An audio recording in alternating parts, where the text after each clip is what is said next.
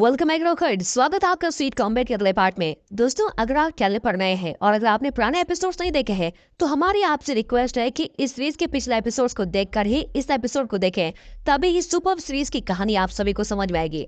तो पिछले एपिसोड में कॉलेज के प्रिंसिपल ने तीनों लड़कियों और मिंग टैन को बहुत ही डांटा था, लेकिन तीनों लड़कियों ने उन्हें धमकी दी थी कि अगर वो मिंग टैन को पनिश करेंगे तो हम तीनों कॉलेज छोड़कर चले जाएंगे। अब प्रिंसिपल जरा सोच विचार करते हैं कि चलो तुम्हें एक और चांस दे देता हूँ और अब की बार जो टूर्नामेंट होगा उससे मिंग टैन का परफॉर्मेंस देखकर ही मैं इस बारे में फैसला करूंगा। फिर वो मिंग टैन से कहते हैं कि ये सीनियर्स तुम्हें कितना सपोर्ट करते हैं, तुम्हारे लिए तो कॉलेज छोड़ने को भी तैयार है, तुम्हें जरूर उनके लिए कुछ करना चाहिए। तो जवाब में मिंग टैन कहता है कि सर, आज तक मैं यही सोचता रहा कि ये तीनों सीनियर्स मुझे सिर्फ अपना टाइम पास समझती है, लेकिन मुझे नहीं पता था कि ये लोग तो मेरे लिए इतना कुछ करने को तैयार हो जाएंगे। इसीलिए मैंने फैसला किया है कि इन तीनों के खातिर मैं जी जान से ट्रेनिंग लूंगा और इस टूर्नामेंट में जरूर अच्छा परफॉर्म करूंगा। अब अगले सीन मिंग टैन फेंग्यू को थैंक करता है और कहता है कि मुझे बचाने के लिए आपने खुद कॉलेज के प्रिंसिपल से बात की और मेरे लिए आप दूसरे कॉलेज के स्टूडेंट से लड़ने को भी तैयार हो गई थी, इसलिए बहुत बहुत शुक्रिया, बहुत बहुत थैंक यू आपका। लेकिन हमेशा की तरह फेंग्यू को पता नहीं होता कि उसको क्या कहना चाहिए। वो कह देते हैं कि मैं तुम्हारे लिए ये सब कर रही हूँ, इसका मतलब ये नहीं कि मैं तुमको पसंद करती हूँ, मैं तुम्हारे लिए ये सब इसलिए कर रही हूँ क्योंकि तुम इस कॉलेज के एक स्पेशल स्टूडेंट हो। अब मिंग टैन कहता है कि मैं ये कभी नहीं सोचूंगा कि आप मुझको पसंद करेंगी, लेकिन थैंक्स फॉर एवरीथिंग, और ये कहकर वो चला जाता है। उसके जाने के बाद फेंग्यू को उसकी आखिरी बात खटकती है कि उसने ऐसा क्यों कहा कि वो मेरे बारे में ऐसा कभी नहीं सोचेगा, और अब वो खुद को कोसने लगती है कि शायद मैं ही उसको चाहती हूँ, वो मेरे बारे में ऐसा नहीं सोचता। अब अगले दिन मिंग टैन अपनी ट्रेनिंग शुरू कर देता है और सुबह सुबह रनिंग के लिए निकल पड़ता है। तभी रास्ते में उसको मिया मिल जाती है और दोनों रनिंग करने लगते हैं। मिया ने शुरू से अब तक उसके लिए जो किया था उसके बारे में सोचकर मिंग टैन बहुत ही खुश होता है। अब कुछ दूर पर जामी भी उनको ज्वाइन कर लेती है, तो मिंग टैन को याद आता है कि पहले दिन से अब तक जामी ने उसके लिए बहुत कुछ किया है। आगे फेंग्यू मिलती है और वो भी इनको ज्वाइन करती है और उसने हर कदम पर मिंग टैन के लिए बहुत कुछ किया था। ये सब सोचकर मिंग टैन इनके बीच बहुत ही अच्छा फील करता है और इस तरह मिंग टैन की ट्रेनिंग शुरू हो जाती है। अब ट्रेनिंग के पहले दिन जाओमी मिंग टैन को बॉक्सिंग ग्लव देती है और रिंग के अंदर खड़ा कर देती है। फिर उस पर धड़ाधड़ पंचेस उतारती है और वो डर के मारे अपनी आंखें बंद कर लेता है। फिर जाओमी उसे आंखें खुला रखने को कहती है और फिर से पंचेस करने लगती है। अब मिंग टैन फिर आंखें बंद कर लेता है। जाओमी बताती है कि तुम्हें हमेशा अपनी आंखें खुली रखनी चाहिए और अपोनेंट के मूव्स पर ध्यान देना चाहिए, अभी तो तुम डिफेंस कर पाओगे। और हाँ, एक बात याद रखना, और जैसे मौका मिले तो तुरंत उस पर अटैक भी कर देना। फिर वो मिया से कहती है कि अंदर आ जाओ, हम दोनों इसे डेमो दिखाएंगे।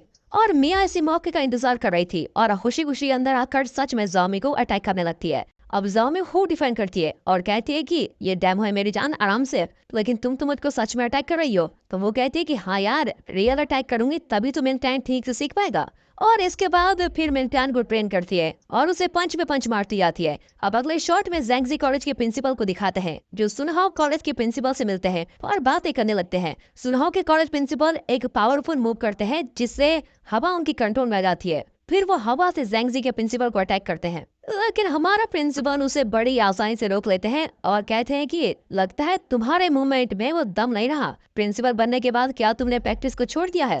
नहीं, ऐसी बात नहीं है, मुझे तो लगता है मास्टर ने आपको मुझसे बेहतर ट्रेन किया है। और अब हमें पता चलता है कि इन दोनों प्रिंसिपल्स ने एक ही मास्टर से ये मार्शल आर्ट सीखी थी और इनमें से ज़ैंगजी के प्रिंसिपल सीनियर हैं। अब वो कहते हैं कि आपके कॉलेज स्टूडेंट्स हर बात पे लड़ने लगते हैं, क्या आपने उनको कॉलेज के रूल्स के बारे में नहीं बताया?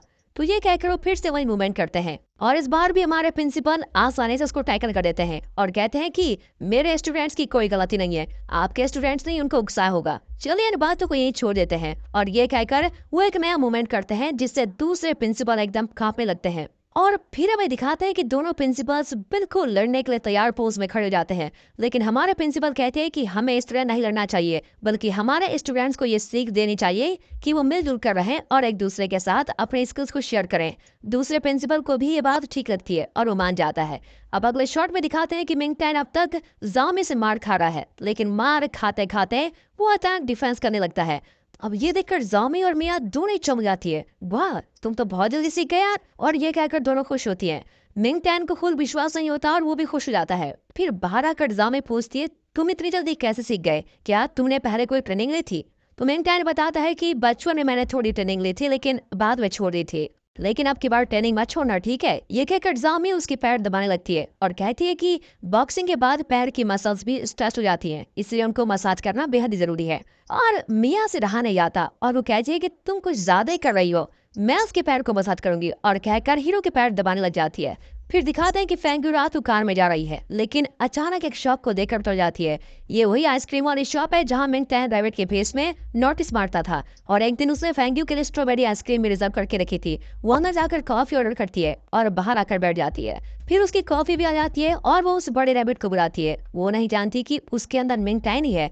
मिंग टैन घबरा जाता है कि कहीं इसको पता तो नहीं चल गया, और वो पास आता है तो फेंगू बताती है कि उस दिन तुमने मेरे लिए आइसक्रीम रिजर्व करके रखी थी, इसीलिए आज मैंने तुम्हारे लिए कॉफी मंगवाई है। इतना ही नहीं, बचपन में मेरे पास एक रैबिट की गुड़िया थी जो मुझको बहुत ही प्यारी थी। तुम बिल्कुल उस गुड़िया की तरह दिखते हो, और मैं नहीं जानती कि इस रैबिट के मास्क के अंदर कौन है, और ये भी नहीं जानती कि तुम बोल भी सकते हो या नहीं। लेकिन मैं तुमको अपनी वही गुड़िया समझकर एक बहुत ही पर्सनल बात शेयर करना चाहती हूँ, तभी जाकर मुझको तसल्ली मिलेगी। मेरा एक दोस्त है और वो मुझको बहुत ही अच्छा लगता है। मैं हमेशा उसकी हेल्प करना चाहती हूँ, लेकिन वो हर बार मेरी मदद को ठुकरा देता है। पर इसमें उसकी कोई गलती नहीं है, बल्कि मेरी गलती है। जब भी मैं उससे मिलती हूँ तो मैं खुद को भूलकर उससे बहुत ही हाश बिहेव करती हूँ, लेकिन फिर भी वो मुझको बहुत ही प्यारा है और मैं उसकी मदद करना चाहती हूँ, लेकिन कैसे करूँ ये समझ नहीं पाती। अब इस तरह वो बहुत ही इमोशनली होकर बात कर रही होती है और मिंग टैन अंदर से सुन रहा होता है। फिर फेंगू कहती है कि अब बहुत देर हो गई है, इसलिए मुझको जाना होगा, लेकिन तुम्हें कॉफी जरूर पीना, ठीक है? और ये कहकर वो चली जाती है। अब मिंग टैन सोचे पड़ जाता है कि ये जरूर मेरे बारे में कह रही थी, और तब उसके चेहरे पर एक छोटी सी और प्यारी सी स्माइल आती है। अब मिंग टैन अपनी प्रैक्टिस खत्म करके कार वॉश की जगह पर आ जाता है। वो यहाँ पार्ट टाइम जॉब कर रहा है, और तब मिया, जामी और बयूनो आते हैं। मिया और जामी कहती है कि तुम हर रोज सुबह प्रैक्टिस करते हो, फिर क्लासेस अटेंड करते हो और शाम को यहाँ काम करने आ जाते हो, पर आज हम सब मिलकर तुम्हारी मदद करने वाले हैं क्योंकि तुम बहुत थक गए होंगे। बयूनो कहता है कि यार मैं भी रोज प्रैक्टिस करता हूँ और शाम को अपने होटल में काम करता हूँ, क्या तुम दोनों मेरी मदद नहीं करोगी? इस पर मिया उसके पैर को अपने पैर से तेज दबाकर पूछती है, क्या कहा तुमने? खैर क्या कहा? अब बयूनो चिल्लाता है कि अरे अरे मत करो यार, मत करो, ठीक है मैं टायर्ड नहीं हूँ, मेरा पैर छोड़ो। अब मिंग टैन उनसे मदद के लिए संकोच करता है, लेकिन वे जिद करने लगते हैं और आखिर में मिंग टैन उन्हें भी यूनिफॉर्म देता है। अब यहाँ फेंगू को मिंग टैन का ख्याल आ रहा होता है। वो जामी को मैसेज करती है तो वो रिप्लाई करती है कि हम तीनों तो मिंग टैन के पार्ट टाइम वाले वर्कशॉप में हैं और उसकी मदद कर रहे हैं, और अब फेंगू भी उसकी मदद करने के लिए वहां पर पहुंच जाती है। उसको देखकर तो ये लोग बिल्कुल ही चौंक जाते हैं कि ये भी यहाँ पर, लेकिन बॉयूनो को तो फेंगू बहुत ही पसंद है। वो कहता है अच्छा वहाँ आ गई, हम मिंग टैन की मदद करेंगे और आप मेरी मदद कर लीजिए, ओके। और अब फेंगू मिंग टैन से यूनिफॉर्म मांगती है। मिंग टैन में खुशी खुशी उसको यूनिफॉर्म निकाल कर देता है। यार एक कार वॉश करने के लिए कितने यूनिफॉर्म गंदा करोगे?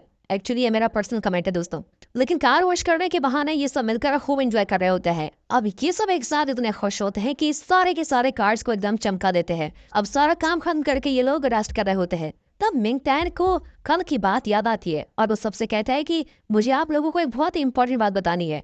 आप सबसे मिलने से पहले मैं कभी किसी से कोई मदद नहीं लेता था, हर काम खुद ही करना चाहता था, लेकिन अब मुझे लगता है कि तुम सब मेरे सच्चे दोस्त हो।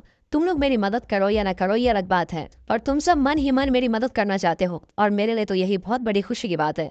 मैं बहुत लकी हूँ कि मुझे तुम जैसे फ्रेंड मिले। ये सुनकर फेंगू भी बहुत ही खुश होती है और मिंग टैन को अच्छे से देखने लगती है। मिंग टैन भी फेंगू को देखने लगता है, और देखिए ये मिया बीच में क्या कर रही है, और गुस्से में दोनों को बार बार देख रही है।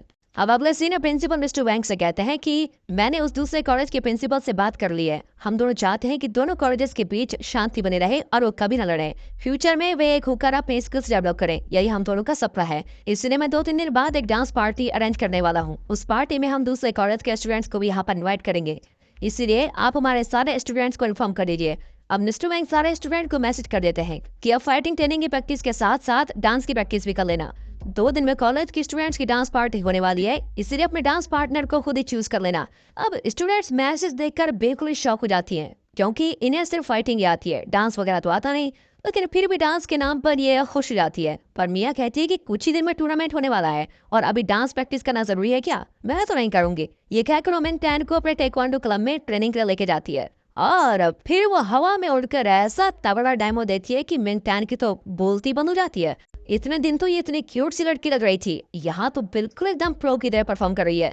फिर मिया और जामे की फाइट शुरू हो जाती है और मिंग टैन खुद ही प्रैक्टिस करने लगता है। उसको बताया गया है कि इस फाइट में बैलेंस बहुत ही जरूरी है, इसीलिए वो बैलेंस से रिलेटेड किकिंग प्रैक्टिस करता होता है। उसकी किक को देखकर तो ये दोनों हैरान हो जाती है। इसने अभी तो ट्रेनिंग शुरू की है, लेकिन इसकी किक देखकर तो लगता है कि ये ऑलरेडी ट्रेंड है। क्या ये कोई जीनियस है जो इतनी जल्दी सीख गया?